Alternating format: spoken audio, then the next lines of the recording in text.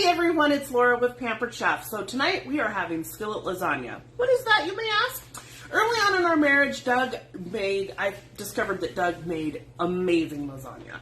But it's a lot of work to do all the layers. So this is a recipe that I love because I don't have the patience to do all that. My mom did stuffed manicotti.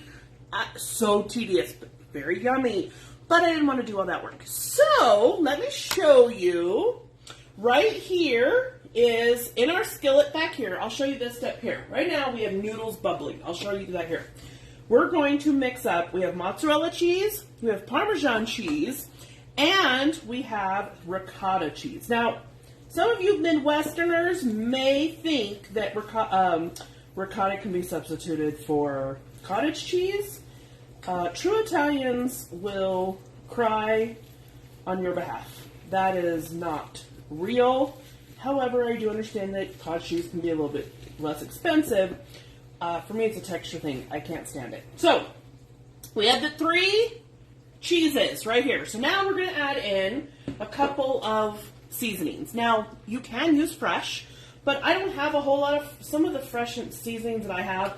I just noticed certain things go bad pretty quickly in this heat. So, now, that's parsley. And I'm adding black garlic. So,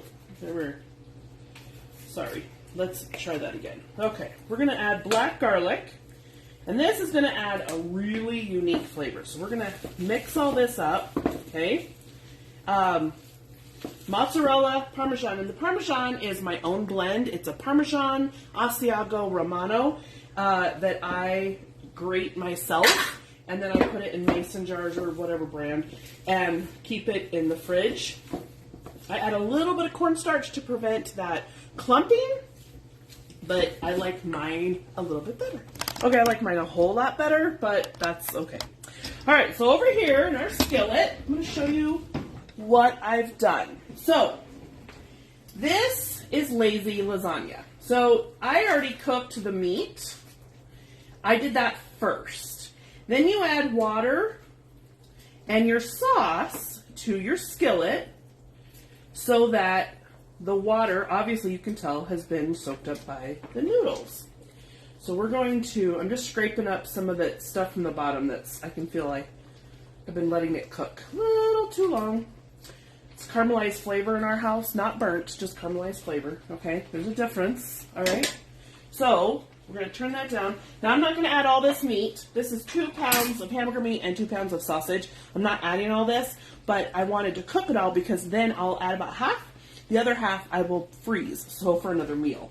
So that is one tip that I like doing because then if I'm going to cook some, cook it. And then the rest is for another meal. So, all right, so we're going to add in our hamburger meat. Now, you could do ground turkey, you don't have to do beef or pork. You can definitely do any kind you want, right?